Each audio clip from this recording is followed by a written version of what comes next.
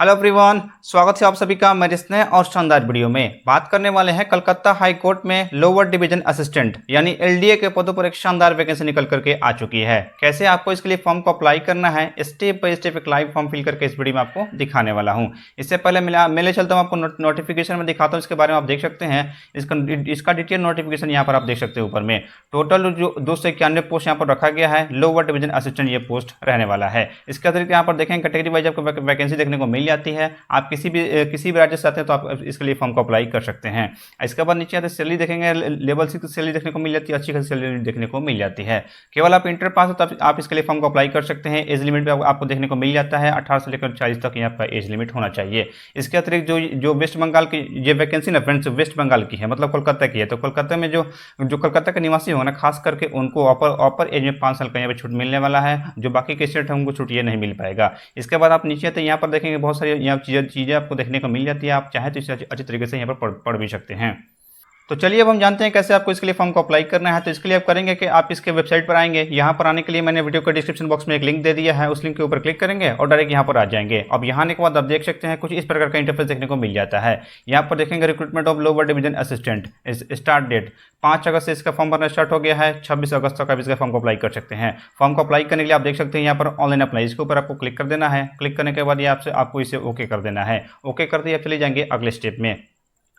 अगले स्टेप में आप देखेंगे फ्रेंड्स, आपको अपने बेसिक डिटेल्स को यहाँ फिल करके अपना रजिस्ट्रेशन यहाँ पर कंप्लीट करना है। तो सबसे पहले यहाँ पर कह रहा है कि यहाँ पर देखेंगे अप्लाई पोस्ट, आपको पोस्ट देखने को मिलेगा। यहाँ पर आप अप्लीकेंट फुल नेम, जो भी आपका नाम होगा आपको अपने पूरा नाम को यहाँ पर लिख देना है। इसके बाद ये पूछ रखा है are you domicile of West Bengal, यदि आप कोलकाता के निवासी हैं तो आप इसे यस करेंगे। इसके बाद ये पूछ रहा है कैटेगरी, यहाँ पर क्लिक करेंगे और आप जनरल है, एससी है, एसटी है, जो भी आपको अपने हिसाब से यहाँ पर चूज कर लेना अपने कैटेगरी को। इसके बाद बगल में आपको सब कैटेगरी बताना, यहाँ क्लिक करेंगे, आप अपने सब कैटेगरी को यहाँ से चूज कर सकते हैं। यदि आप बंगाल के निवासी नहीं, किसी दूसरे स्टेट के निवासी हैं तो आप इसे नो कर देंगे। और इसी तरीके से आपको यहाँ पे स्टेट चूज कर या कैटेगरी चूज करना, यहाँ पर क्लिक करेंगे और कैटेगरी में यहाँ पर जनरल आएगा। होता क्या ना फ्रेंड्स कि जो अदर स्टेट के, यदि आप अदर स्टेट के हैं और किसी अदर स्टेट में फॉर्म अप्लाई कर रहे हैं तो आपका अकाउंट जनरल में ही होता है, या आप किसी भी वैकेंसी में देखेंगे। इसके बाद आपका अकाउंट जनरल में ही होगा। यदि आप मान लीजिए सपोज क्या, मान लीजिए ये बंगाल की वैकेंसी है और आप बिहार से फॉर्म भर रहे हैं तो आपका अकाउंट यहाँ पर जनरल में होगा, चाहे आप किसी भी कैटेगरी से क्यों नहीं आते हो। इसके बाद सब बगल में आपको सब कैटेगरी बताना है, इसके लिए क्लिक करेंगे और जो भी हो आपको अपने साथ यहाँ पर चूज कर लेना है। चूज करने के बाद आप नीचे यहाँ पर करेंगे I you able to read write and speak Bengali, मतलब बंगाली लैंग्वेज आपको लिखना पढ़ना और बोलना आता है तो यहाँ क्लिक करेंगे और इसे आपको यस कर लेंगे।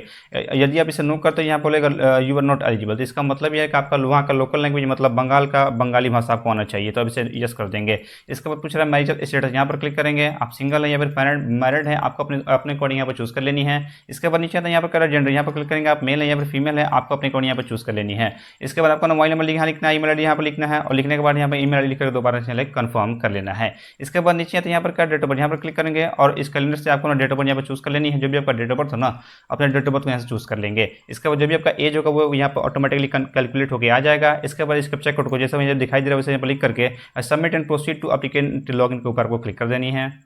इतना करते हैं अगले स्टेप में ये पूछ रहा है श्योर, तो आप इसे यस आई एम श्योर पर क्लिक कर देंगे। यदि कोई चीज़ गलती होती है यहाँ पर नो पर क्लिक करके आप अपनी चीज़ों को सुधार सकते हैं। चलिए हम यहाँ पर करते हैं यस आई एम श्योर। इसके बाद इतना क्लिक करते हैं आप चले जाएंगे अगले स्टेप में। आपको अगले स्टेप में लॉगिन करना होता है। इतना करते हैं आपका यहाँ पर रजिस्ट्रेशन कंप्लीट हो जाएगा। अब यहाँ से आपको लॉगिन करना है। लॉगिन करने के लिए आपको देख सकते हैं एप्लीकेंट लॉगिन, इसके ऊपर क्लिक करेंगे और क्लिक करने के साथ ही आपके सामने लॉगिन पेज यहाँ पर ओपन हो जाएगा। अब लॉगिन करने के लिए आपको अपना रजिस्ट्रेशन नंबर यहाँ पर लिखना है। आपने जो मोबाइल नंबर दिया तो उस नंबर पर एक SMS गया होगा या फिर ईमेल पर भी चला गया होगा, वहाँ से आपको रजिस्ट्रेशन नंबर यहाँ पर लिख देना है। यहाँ क्लिक करेंगे और आपको डेट ऑफ बर्थ नंबर फिर से यहाँ पे चूज कर लेनी है। इसके बाद इस कैप्चा कोड को जैसे वैसे दिखाई दे वैसे क्लिक करके लॉगिन के ऊपर क्लिक करके आपको लॉगिन कर लेना है। तो चलिए फटाफट यहाँ से हम अपना लॉगिन कर लेते हैं। लॉगिन करते ही फ्रेंड्स अगले स्टेप में आपका यहाँ पर फॉर्म खुल के आ जाएगा। बारी बारी से आपको अपने फॉर्म को यहाँ से कंप्लीट करना है। सबसे पहले यहाँ पर देखें आपका नाम यहाँ पर शो करेगा। यहाँ पर फादर नेम लिखना है या मदर नेम लिखना है। यहाँ पर रिलीजन बताना, आप हिंदू है मुस्लिम जो भी हो आपको अपने साथ यहाँ पर चूज कर लेनी है। इसके बाद यहाँ पर नेशनलिटी यहाँ पर क्लिक करेंगे। आप इंडियन तो इंडियन यहाँ से चूज कर लेंगे। इसके बाद नीचे स्क्रॉल करेंगे और यहाँ पर एजुकेशन का डिटेल आपको बतानी होगी। सबसे पहले यहाँ पर कह रहा है कि मैट्रिक एग्जाम वो आपको बतानी है। इसके लिए आप ईयर पासिंग लिखेंगे, कब आपने मैट्रिक अपना पास किया था। यहाँ पर बोर्ड लिखेंगे, कौन से बोर्ड से अपने मैट्रिक पास किया, सारे बोर्ड का नाम देखने को मिल जाता है। अपने बोर्ड का नाम यहाँ से लिख देंगे, चूज कर लेंगे। इसके बाद यहाँ पर परसेंटेज जाएगा तो लिख देंगे। इसके बाद मैक्सिमम मार्क्स, आपका कितना टोटल मार्क्स था उसे यहाँ पर लिखेंगे और उसमें से आपको कितना मार्क्स मिला है, सपोज 300 मिला है 500 में 300 यहाँ पर लिख देंगे। तो कुछ इस प्रकार से फिल कर लेना है और इसी हिसाब से जो भी यहाँ पर परसेंटेज होगा परसेंटेज यहाँ पर कैलकुलेट होकर आ जाएगा।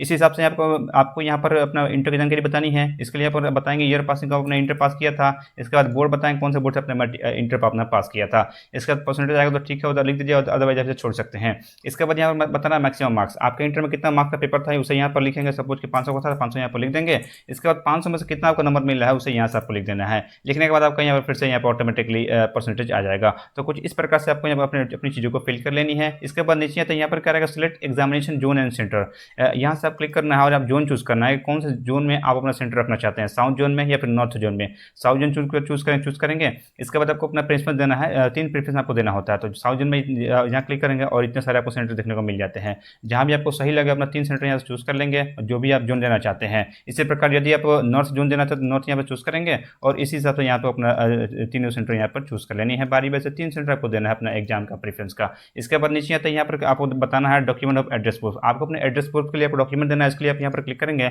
और voter I card, driving licence, passport, bank का पासपोर्ट जो भी देना चाहते हैं आप यहाँ से दे सकते हैं। इसके बाद यहाँ पर नीचे आता है, यहाँ पर कह रहा है कि एड्रेस डिटेल्स, यहाँ पर पूरा आपको एड्रेस लिखना है। जो भी आपका परमानेंट एड्रेस है उसे यहाँ लिख देंगे। यदि आप सपोज कि ग्रामीण क्षेत्र से आते हैं तो आपको पूरा यहाँ पर विलेज, पोस्ट, थाना जो भी कुछ अपना पिन कोड सब चीज़ यहाँ पर ऐड कर दीजिए। 1 2 3 यहाँ पर 3 लाइन आपको मिल जाता है। पूरा जो भी आपका डिटेल्स है ना, जो भी एड्रेस है सबको यहाँ पर फिल कर देना है। और यदि आप शहरी क्षेत्र से आते हैं तो शहर के अकॉर्डिंग अपने एड्रेस को फिल कर लेनी है। इसके बाद यहाँ पर अपना स्टेट का नाम बताना है, कौन से स्टेट का आप निवासी हैं। इसके बाद डिस्ट्रिक्ट बताना है, कौन से डिस्ट्रिक्ट का आप निवासी हैं।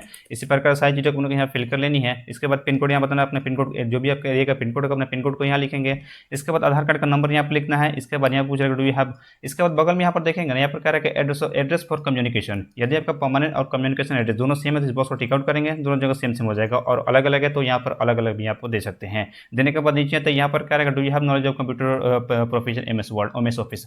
मतलब आपको MS ऑफिस की जानकारी है तो आप इसे यहाँ से यस कर देंगे और नहीं है तो नो भी यहाँ से कर सकते हैं। तो जो भी आपको अपनी कोड यहाँ पे चूज कर लेनी है। इसके बाद यहाँ बताना है कि यदि आप पहले से काम वगैरह कर रहे हैं किसी स्टेट गवर्नमेंट या फिर सेंट्रल गवर्नमेंट में, किसी अदर गवर्नमेंट में काम वगैरह कर रहे हैं तो इसी जानकारी यहाँ पर बता सकते हैं। काम कर रहे हैं तो यहाँ पर यस करेंगे और कौन से ऑफिस में काम करते हैं उस ऑफिस का यहाँ पर नाम लिखना पड़ेगा। और काम नहीं करते सिंपल आप नो कर देंगे, आपको कुछ नहीं भरना होगा। इसके बाद ये पूछ रहा है कि यदि आपके खिलाफ कोई FIR केसेस वगैरह है तो इसकी जानकारी आपको बतानी होगी, है तो यस करेंगे और किस तरह केस है आप वो केस नंबर लिखेंगे। और यदि आपके अगेंस्ट कोई केस नहीं है तो आप इसे नो कर देंगे। इसके बाद नीचे तो यहाँ पर are you convicted of any offence, आपको मतलब किसी ऑफेंस पर अगर कन्विक्ट किया गया है तो आप उसे यस नो में जानकारी आपको बता सकते हैं। इतने बताने के बाद आप यहाँ पर सेव को ऊपर को क्लिक कर देनी है। सेव करते अगले स्टेप में आ जाएंगे। अगले स्टेप में आपको यहाँ पर डॉक्यूमेंट अपलोड करना है। इसके लिए आपको यहाँ पर फोटो अपलोड करना है। फोटो आपको JPG में चल जाएगा और मैक्सिमम जो साइज होना चाहिए 50 KB से कम का होना चाहिए, मतलब लास्ट आपका 50 KB रखना है, उससे कम ही रखेंगे। इसके बाद यहाँ से आपको चूज फाइल क्लिक करके अपलोड कर देंगे और अपलोड पर क्लिक करेंगे तो आपकी चीज़ें यहाँ अपलोड हो जाएंगी। इसके बाद यहाँ पर सिग्नेचर अपलोड करना है, इसके लिए JPG में चल जाएगा और यह 25 KB के बीच होना चाहिए, मैक्सिमम 25 से कम ही रखना है आपको। इसके बाद डेट ऑफ बर्थ के प्रूफ के लिए आप एडमिट कार्ड दे सकते हैं या फिर अपना जो मैट्रिक का मार्कशीट वगैरह है उसे यहाँ पर दे सकते हैं। इसके लिए जो मैक्सिमम साइज रखा गया है वो 100 KB होना चाहिए और ध्यान रखेंगे ये JPG फाइल में ही चलेगा, आपको PDF अपलोड नहीं करनी है। इसके बाद वोटर ID आपको अपलोड करना है, मतलब प्रूफ ऑफ एड्रेस के लिए जो भी आपने ऊपर चूज किया होगा ना पहले वही आपको देना पड़ेगा। मेरे केस में मैंने वोटर ID का चूज किया तो वोटर ID का यहाँ पर अपलोड करना पड़ेगा। इसी प्रकार यदि आप DL चूज करें DL आपको अपलोड करना पड़ेगा। पासपोर्ट चूज किया तो पासपोर्ट यहाँ से अपलोड करना पड़ेगा, मतलब जो डॉक्यूमेंट आप यहाँ चूज करेंगे उसी को यहाँ से अपलोड करना पड़ेगा। तो हम यहाँ से वोटर ID कार्ड अपना अपलोड करेंगे, इसका भी साइज मैक्सिमम 100 के बीच होना चाहिए। इसके बाद आपको अपना आधार कार्ड अपलोड करना है, इसका भी 100 के बीच होना चाहिए। और इसके बाद नीचे कह रहा है कि 12 का सर्टिफिकेट, आपको अपना इंटर का सर्टिफिकेट यहाँ पर अपलोड करनी है। अपलोड करने की चीज़ क्लिक करेंगे, आपकी चीज़ें अपलोड हो जाएंगी और अपलोड पर क्लिक करेंगे तो फाइनली यहाँ से अपलोड हो जाएगा। उम्मीद है आपकी चीज़ें क्लियर हो गई होंगी। आप बस फॉर्मेट साइड और KB का ध्यान रखेंगे कितना मांग रहा है, अपनी चीज़ों को यहाँ से अपलोड कर देंगे। अपलोड करने के बाद आपको सेव के ऊपर क्लिक कर देनी है। इसके बाद अगले स्टेप में आप देखेंगे आपका फॉर्म का प्रीव्यू खुल के आ जाएगा। इसके बाद आप नीचे स्क्रॉल करेंगे और वेरीफाई करने के लिए आपको इस बॉक्स को टिक आउट करना है। टिक आउट करने के बाद आपको कंफर्म का ऑप्शन पे क्लिक कर देना है। क्लिक करते ही पूछेगा यस आर यू श्योर, तो आपको यस पे क्लिक कर देना है। यदि कुछ गलती हो गई तो नो पे क्लिक करके आप अपनी चीज़ों को सुधार सकते हैं। इसके बाद अगले स्टेप आपको पेमेंट करना होता है, तो फिर देखेंगे आपका पेमेंट यहाँ पर रिसिप्ट खुल के आ जाएगा, कितना आपको पेमेंट लगने वाला है। इसके लिए आपको प्रोसीड फॉर पेमेंट का ऑप्शन पर क्लिक करेंगे। इतना करते हैं पेमेंट गेटवे पर आ जाते हैं। यहाँ से आपको पेमेंट करना है, इसके लिए debit card, credit card, UPI जो भी हो आपसे यहाँ से पेमेंट कर सकते हैं। सपोज कि UPI से करना है, UPI पे क्लिक करेंगे और यहाँ से अपने UPI ID का पेमेंट करना चाहते हैं यहाँ से क्लिक कर सकते हैं। और QR कोड को स्कैन करना चाहते हैं यहाँ UPI QR पे क्लिक करेंगे तो आपके सामने QR कोड जनरेट हो जाएगा और उसी QR कोड को स्कैन करके आपको पेमेंट कर देना है। तो कोई भी मेथड आप एक ऑप्शन चूज करेंगे और यहाँ से आपको पेमेंट कर देना है। पेमेंट करते आपका फॉर्म फाइनली सबमिट हो जाता है, तब जाकर के आप अपने फॉर्म का प्रिंट आउट निकाल करके अपने पास सुरक्षित रख सकते हैं।